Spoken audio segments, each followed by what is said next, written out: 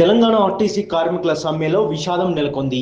వరంగల్ జిల్లా నర్సంపేట డిపోకు చెందిన RTC driver కోల శంకర్ గౌడ్ నర్సంపేట బస్టాండ్లో ఆర్టీసీ జేఏసీ ఆధ్వర్యంలో జరుగుతున్న సమ్మెలో పాల్గొని పెట్రోల్ పోసుకొని నిప్పండించుకున్నాడు. అతనికి తీవ్ర గాయాలు కాగా ఆయనను తొలుత వరంగల్ ఎంజీఎంకు తరలించారు.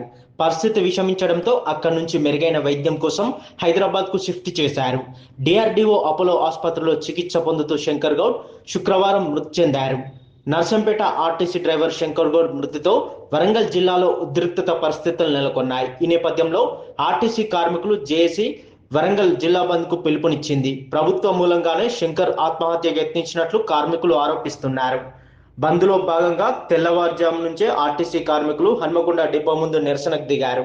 బంద్ సందర్భంగా ఎలాంటి అవాంఛనీయ ఘటనలు జరగకుండా చూసేందుకు పోలీసులు ముందు జాగ్రత్త చర్యగా భారీగా మోహరించారు.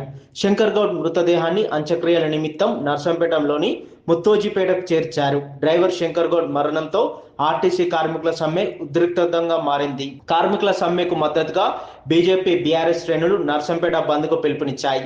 కేంద్ర మంత్రి బండి సంజయ్తో సహా పలువురు నాయకులు నర్సంపేటకు వస్తుండటంతో పోలీసులు భారీగా మోహరించారు.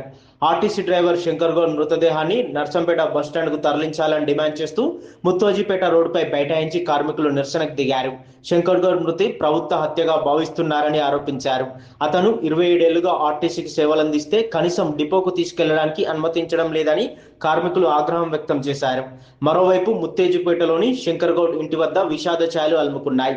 శంకర్ గౌడ్ కుటుంబ సభ్యులు, బంధుమిత్రులు కన్నీరు మున్నీరుగా విలపిస్తున్నారు.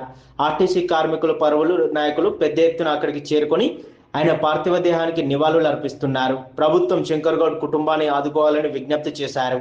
ఆర్టీసీ డ్రైవర్ శంకర్ గౌడ్ మృతి పట్ల సీఎం రేవంత్ రెడ్డితో పాటు పలువురు మంత్రులు తీవ్ర దిగ్భ్రాంతి వ్యక్తం చేశారు. శంకర్ గౌడ్ కుటుంబానికి ప్రభుత్వం అండగా ఉంటుందని హామీ ఇచ్చారు.